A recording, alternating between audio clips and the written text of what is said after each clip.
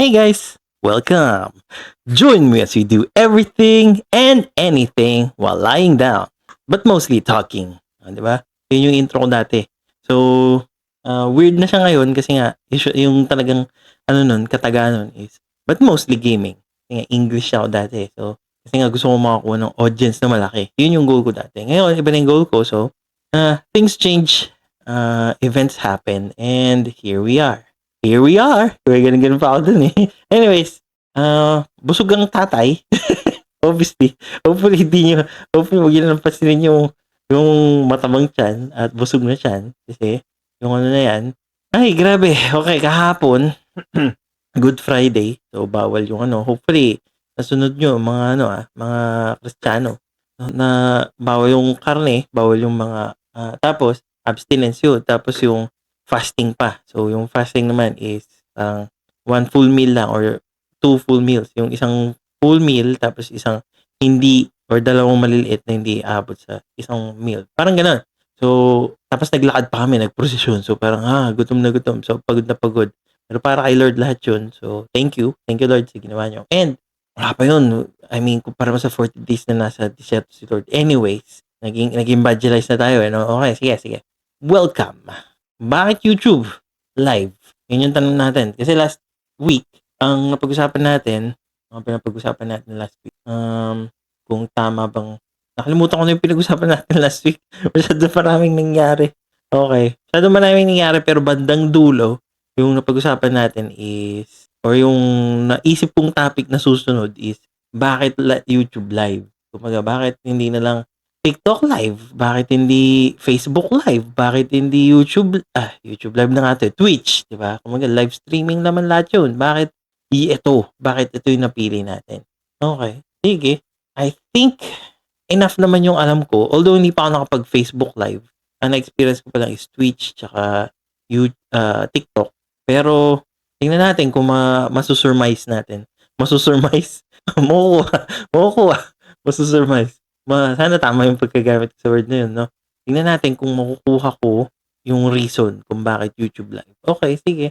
Hindi na siya basta audience eh. Oo, tingnan natin kung audience nga lang ba siya, kumbaga parang kasi nga mas komportable ka lang ba sa Red App? Red App tawag nila eh.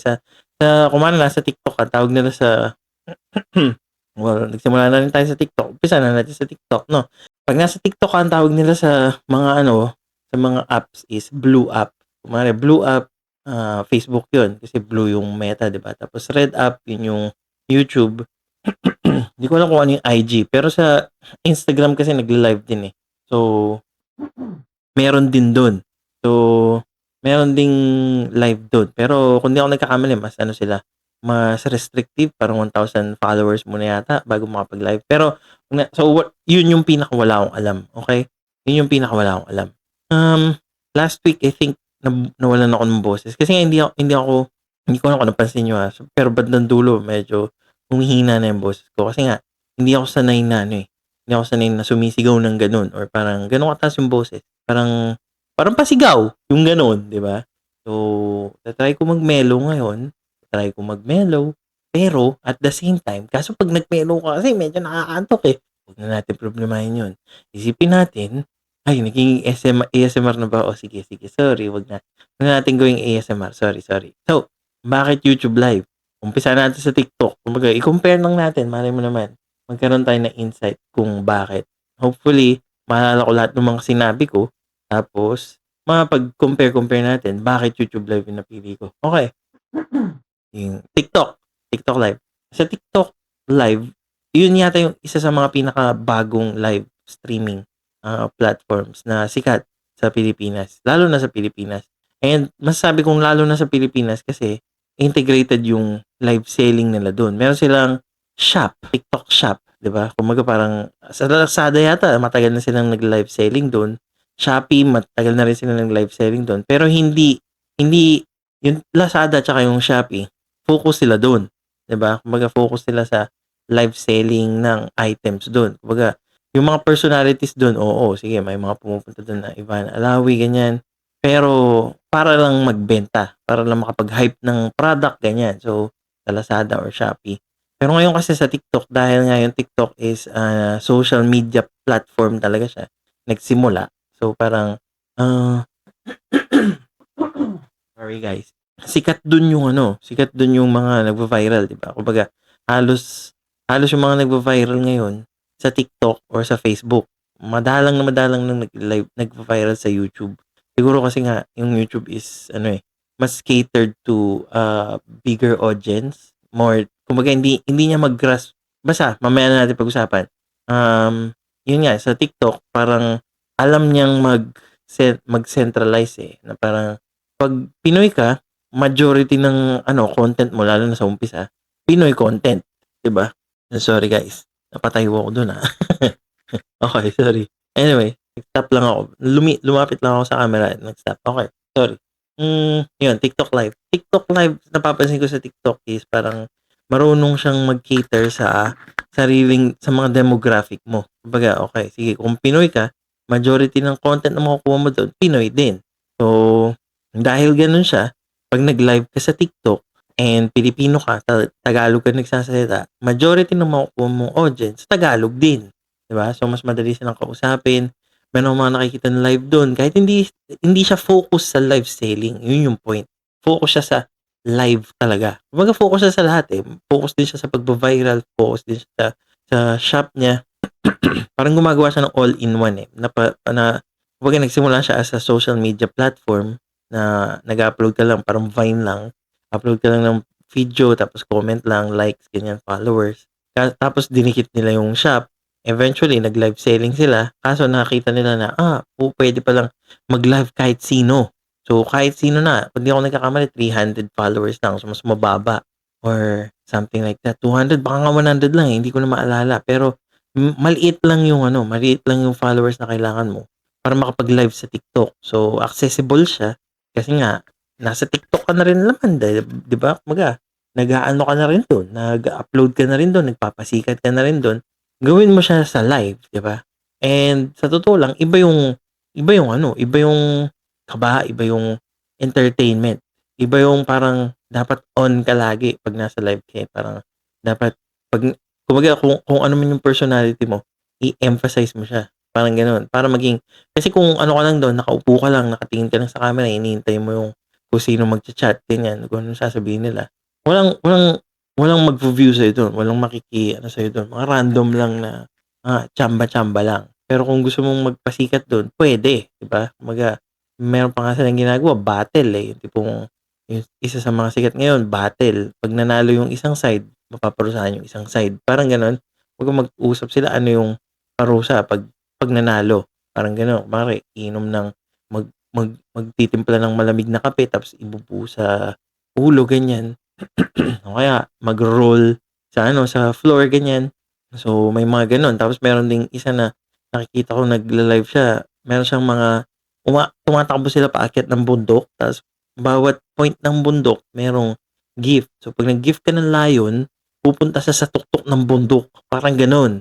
So, tatakbo siyang ganyan, makikita mo siya tapos bababa siya. Tapos pa-thank you siya ng pa-thank you. Oh, so gagawin niya 'yun.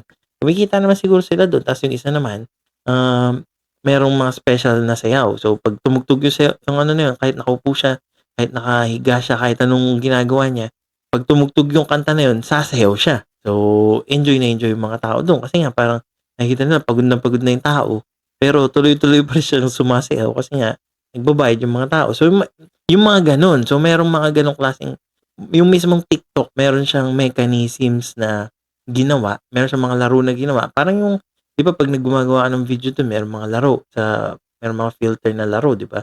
So, parang gano'n din. Kung di ako nagkakamali, medyo unique yun sa TikTok na parang social media platform siya pero na na meron siyang capability. Hindi yung ikaw yung gumagawa, alam mo yun? Hindi yung, ikaw yung bahala ka kung paano mo gagawin or paano paano ka maglalaro or something. Kumbaga parang question and answer. Hindi, built-in siya. Talagang yung TikTok mismo meron siyang mechanisms para sa mga gano'n, para mga gano'ng interaction with the audience, yung gifting, yung mga ganyan. And that's all well and good, pero bakit hindi yun, 'di ba? Bakit di na nandun? Kasi na-experience ko dun, isang experience ko dun is mas mas maraming nagcha-chat. So, kung pupunta ako dun, para mag-vlog tapos i save ko siya. sobrang dami akong kakausapin kasi kahit randoms, eh. Kumbaga basta ganito na salita ka ng salita, sobrang daming magcha-chat do'n tapos anong ginagawa mo, ta's maraming bashers do'n, ta's maraming, "Tama naman 'yan," yung mga gano'n. Kumbaga maraming ano do'n, mas maraming in a way toxic, in a way 'no. Pero meron din siyang benefits na ayun nga, meron din naman siyang benefits na kung makuha mo yung kiliti nila, magse-send sila ng gift kahit 'di ka na humihingi. Parang gano'n, 'di ba? Kumbaga mag-send sila ng essentially pera, iko-convert pa yun, eh, ang dami-dami pang mangyayari do'n. So, bakit hindi TikTok? Kasi malaki yung potential na kasi nga mas maraming feeling ko mas maraming tao sa TikTok at this moment na nanonood ng live kasi nga yung format niya is magso-scroll ka lang dun sa homepage, merong mga susulpot na naka-live. So, parang maku-curious ka, "Uy, anong ginagawa nito, naka-live siya." Gano'n, 'di ba? So, parang integrated talaga, eh. Kumbaga merong integration na nangyayari, hindi lang siya siningit lang, tapos bahala na yung mga audience kung paano nila gagamitin. Hindi siya gano'n, eh, integrated siya. Ngayon, masyado siyang integrated to the point na malaking possibility na merong 10, 20 na manonood dun, ta's magcha-chat-chat sila, maraming tanong. And ano tayo, eh, meron tayong feeling ko nagkakaroon na tayo ng konting idea kung bakit YouTube Live, eh. Topic based tayo, eh, alam mo yun? Kumbaga yung ginagamit ko lang yung vehicle, yung live stream para makapag-create ng video, tsaka para makapag-isip ng para mawala yung edit, alam mo yun? Kumbaga alisin ko lang yung sound, alisin ko lang yung silences pagkatapos. Yun na yun, alam mo yun? Kumbaga parang so kasi yung goal ko, eh, 'di ba? Kumbaga hindi siya akma sa goal ko, masyadong maraming possible na magtanong dun, masyadong mabilis magpalaki ng audience dun, and ayun, mahirap mag-discuss lang or something kasi nga feeling ko mas mabilis makakuha ng audience dun. So, kung yun yung target mo or kung sino man, try mo mag-TikTok live, gawa ka ng account tapos magpadami ka ng konting followers. Tapos, mag-live ka na nun, tapos kahit ano gumagana dun. Kumbaga parang wala akong nakitang limit dun, oo, so far. Wala pa, at least. So, Facebook Live. So, Facebook Live naman tayo. Sa Facebook Live pagkaka-love ko dun, majority halos parehas, eh, parehas ng ginagawa ko, eh. At the moment, alam mo yun, yung tipong parang ano lang, nagvo-vlog lang sila. Kasi hindi limited lang yung mga nakikita kong nagle-live dun na live sila, eh. Majority para kasing ginagaya niya yung Twitch na naglalaro. Tapos kung maglalaro ka tapos manonood yung audience ta's mag-send sila ng star ba yun or kung ano man yung equivalent na gift o something like that. Basta star or something. So, minimal lang yung alam ko sa Facebook Live kasi hindi pa ako naka-interact dun. Pero parang ganun siya. So, konti lang yung live selling dun, so hindi ka makapag-live selling dun masyado. Kung mag-live selling ka, wala kang shop dun, papapuntahin mo pa rin siya sa Lazada. So, ba't di ka na lang mag-Lazada or mag-Shopee live selling or mag-TikTok live selling, 'di ba? Para integrated na. Ayun na yung mga hindi na sila kailangang mag-jump. Pipindutin lang nila yung cart, andiyan na. So, hindi gano'n kaganda yung integration ng Facebook Live. Feeling ko yung mga nag-live sa Facebook, mga random na tao lang talaga na or yung mga professional lang na parang nagpapadagdag lang. Alam mo yun, kumbaga maganda yung setup nila. So, mag-Facebook Live na rin sila para dumami. Alam mo yun, kumbaga pampadami, parang gano'n. Feeling ko gano'n yung Facebook Live. So, bakit hindi yun? Kasi hindi ako sure kung nagse-save sila ng video and at the same time, um, feeling ko din hindi ako hmm, hindi papatok 'to. Kumbaga hindi gagana 'tong ganitong klaseng content dun na nakauugiiga lang gano'n, tapos nagsasalita lang tapos mag-ano lang. Feeling ko under 'to sa Twitch, Feeling ko may possibility kasi may mga nakikita ko na, ano dun sa Twitch na just chatting, 'di ba? Hanggang ngayon yata meron pang gano'n pero tagal na rin kasi ako hindi pumupunta sa Twitch, eh. So, kaya hindi Facebook Live kasi nga, feeling ko kahit na naman nakahiga lang ako and yung goal ko is makapag-vlog or something, gusto ko pa rin gumawa ng community and feeling ko hindi ako makakakuha ng community dun and feeling ko mas maraming toxic dun. Kumbaga baka mag-send pa sila ng mga links, alam mo yun, sa mga chat. Feeling ko mas maraming bots dun kasi nga 'pag nagso-scroll ako ng anong tawag dun, ng mga videos dun, sobrang daming bots na nagcha-chat, na nagko-comment. So, feeling ko mas ano yun, mas talamak dun, mas mahirap dun. Oo, tsaka mas toxic feeling ko. So, extra toxic tsaka hindi ko siya feel. Essentially hindi ko maramdaman na meron akong makakausap dun, alam mo yun? Kahit papaano kasi dito sa mamaya nakikita mo ba? So, pakonti-konti nagkakaroon na ng ng sense. Sa TikTok hindi ako dun kasi nga masyadong marami kakausapin, hindi yun yung goal ko. Facebook Live, feeling ko wala naman akong kakausapin. So, parang masasayang din parang sayang lang. So, parang wala talaga akong kakausapin dun kahit umabot pa siguro 1 taon na nagla-live dun. So, wala din, parang gano'n. Hmm. Kasi nga, hindi naman yata gano'n kilala yung Facebook Live. Meron mga nag-Facebook Live pero ewan ko kung sino yung mga yun. Mas kilala sila as Facebook na nag-aano, Reels. Feeling ko mas kilala sila sa Reels nila kaysa Facebook Living nila. Pero sa ano kasi sa TikTok merong mga personalities na nag-live dun, sina Christian Bautista, sina Shuvi Estrada, BINI nagla-livestream din dun kahit papaano. So, alam mo yun, kahit papaano yun meron yatang mga nagla-live dun yung mga dating going bulilit sa Facebook. Pero naglalaro sila. So, mobile gaming or something. So, parang ginagaya niya kasi yung Twitch and sabi naman nila kumikita sila. So, basta gumagana, go lang sila, 'di ba? Go lang. Basta umandar. Kunwari nakakuha ka na ng mga kausap sa Twitch, try mo na, 'di ba? Twitch na. And ito yung pinakamahirap na pasukan, Twitch. Kasi nga, yung Twitch is ano siya, kung di ako nagkakamali, basta meron kang certain viewers or certain followers, hindi pa naman din basta-basta nagfo-follow dun. Parang may bayad yata yung following dun. So, kailangan mong maka-retain ng followers for the next 30 days yata para lang makakumita ka ng pera. Parang gano'n. So, hindi naman yun yung goal ko. Pero, alam mo yun, mas ano siya, mas strict. Mas mahirap makapasok sa Twitch, mas mahirap maka-penetrate dun. Lalo na, feeling ko walang tao dun. Walang Pinoy dun. Kung nandun man yung mga Pinoy, feeling ko nanonood sila ng mga ano dun, ng mga thoughts, mga Twitch thoughts, tsaka nanonood sila ng mga ano, yung mga live streamers na gusto nila. Alam mo yun? And usually, nag-i-English sila dun. So, meron din siguradong mga nagtatagalog, pero feeling ko hindi sila, kung umabot man sila ng sobrang laking followers, pili lang sila. Alam mo yung ibig sabihin? Pili lang sila. Whereas, kung sa Amerika, kung nasa Amerika ka or nasa Amerika lalo na. 'Pag Twitch streamer ka, mas malaki yung chance mo. Kumbaga, mas malaki yung chance mo na maka-penetrate, na makakuha ng audience, parang gano'n.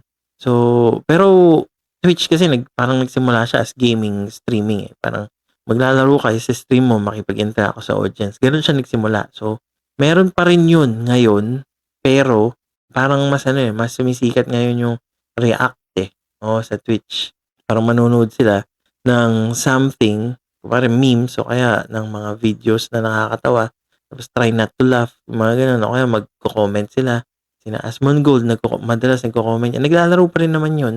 Meron siyang mga in-upload na 3 hour stream or 4 hour stream, 8 hour stream.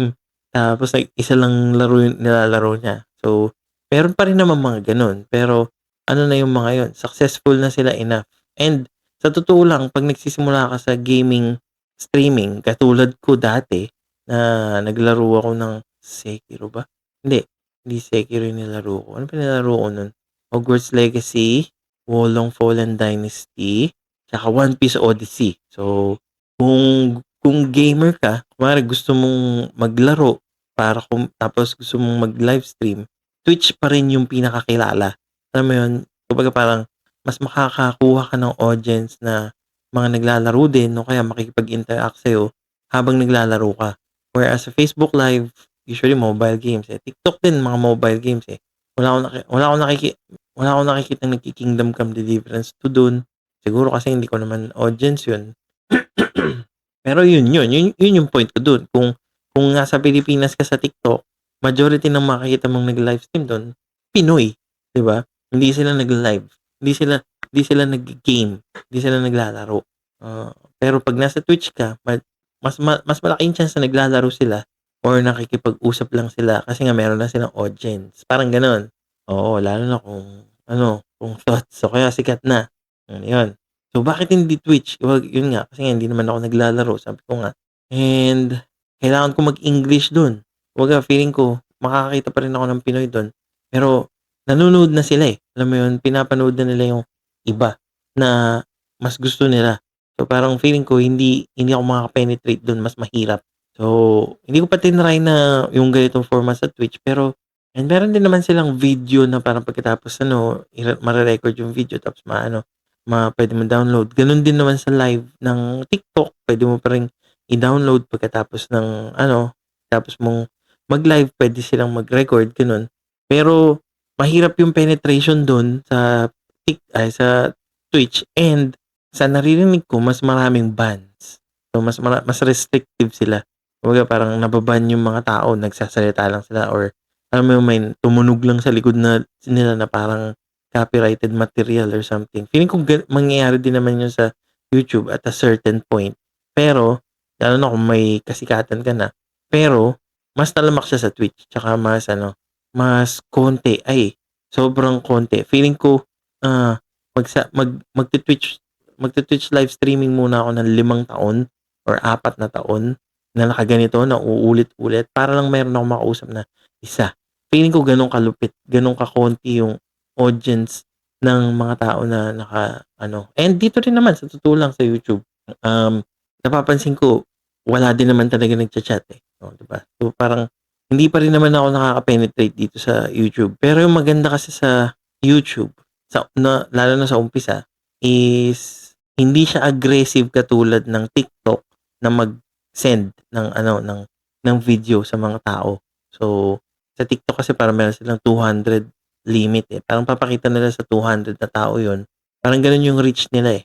Kasi nga 'di ba, walang ano do'n, walang scroll na parang, "Uy, nagustuhan ko 'tong thumbnail nito, pipindutin ko." Hindi siya gano'n, hindi gano'n yung TikTok. Scroll-scroll ka lang tapos mapapanood mo na. So malaki yung chance nililimit nila yung TikTok na parang 200 yung maximum. 'Pag napunta na sa 200 na tao namatay yung video mo or live stream mo, ililimit nila 'yon, stop na nila, hindi na nila, lalo na kung wala naman nag-e-engage. Sa YouTube naman, meron silang algorithm pero rich siya. So, parang meron din silang algorithm na gano'n pero rich siya. So, parang papakita nila yung video mo, papakita nila yung thumbnail mo, yung lahat ng pinapakita mo. Bago pa man mag-click yung mga tao, dapat na-hook na sila sa thumbnail mo. Dapat na-hook na sila sa title mo. Parang gano'n, 'di ba? So, thumbnail tsaka title game yung pinag-uusapan sa YouTube. So, pero makikita mo naman kung gaano kadami yung pinu-push niya. Kumbaga parang, "Uy, itong video na 'to, pinush niya sa 1,000 na tao, pero 10 lang yung nag-view." Parang gano'n. Pero the mere fact na pinush siya sa 1,000 na tao, ibig sabihin nakakita siya ng potential dun. So, nakikita mo ba yung 1,000 na tao na yun? Feeling ko sa TikTok hindi yun mangyayari, na parang makaka-reach ka ng 1,000 na tao sa isang video. Hindi yun mangyayari. Feeling ko sa YouTube lang possible na mangyari yun. Kahit na hindi ka kilala, wala ka naman talagang sinasabi, nagsasabi-sabi ka lang, makaka-reach ka ng 1,000 na tao. Reach lang, hindi pa sila magki-click. Reach lang. Pero one day malay mo, 'di ba? Kumbaga, after 1 year, 2 years ng ginagawa mo 'to, nakikita ka nila lagi, eh. Sige na, panoorin ko na, nakakainis na 'to. Lagi siya nandiyan, makiki-click ko siya. So parang gano'n, eh. Tapos magiging next time ki-click ko na lang ulit, next time click ko na ulit. Mas malaki yung chance na mas sticky yung mga subscribers dito sa YouTube.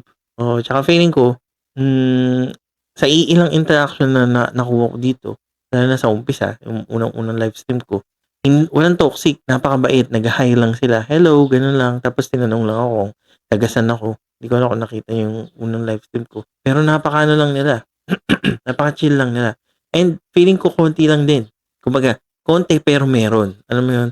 Konti lang yung tao dito sa YouTube na nanonood na Pinoy ng live, pero meron, feeling ko. Actually, kahit yung mga pinakasikat dito, hindi ko pa sila nakitang nag 1,000 views, eh. Sa TikTok, magugulat ka na ng 2,000 views, 2,000 viewers, 3,000 viewers, gano'n, eh. Kahit na hindi naman kilala, hindi naman sikat yung personality.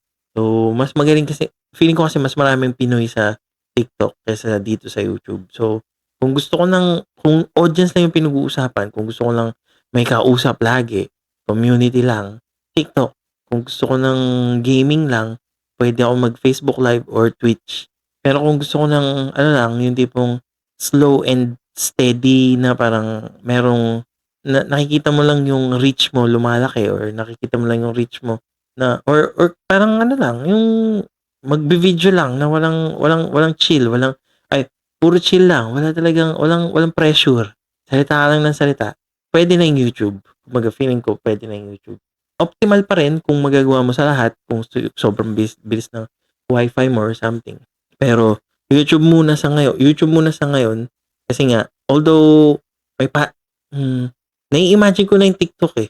Lalo na ngayon na pag-uusapan natin. Parang nararamdaman ko na yung TikTok. Parang gusto kong i-try. Alam mo yun? Tapos i-upload ko na lang dito kung ano nangyari. Medyo nakaka-excite ng konti kasi nga audience eh. Alam mo yung may makakausap kahit pa paano eh. Ay, so yun, bakit YouTube? Kasi mas chill and sakto lang. Yung ano, medyo marami yata. Minsan 30 minutes na to na lumipas. Piling ko bitin pa eh. Alam mo yun? Dapat yata inas ko na yung Facebook Live. Di ko naman alam yun eh. Dapat yata Twitch, TikTok, tsaka YouTube lang pinag-usapan natin para kahit pa paano, meron pa tayong oras. Alam mo yun? Pero ayun, feeling ko naman, nasagot naman. And it seems like, maliban sa nasagot, nagkaroon pa ng konting change of heart. Huwag kayong magalit sa akin pag hindi ako nag-live stream next week ha. Ibig lang sabihin nun, tinry ko yung TikTok.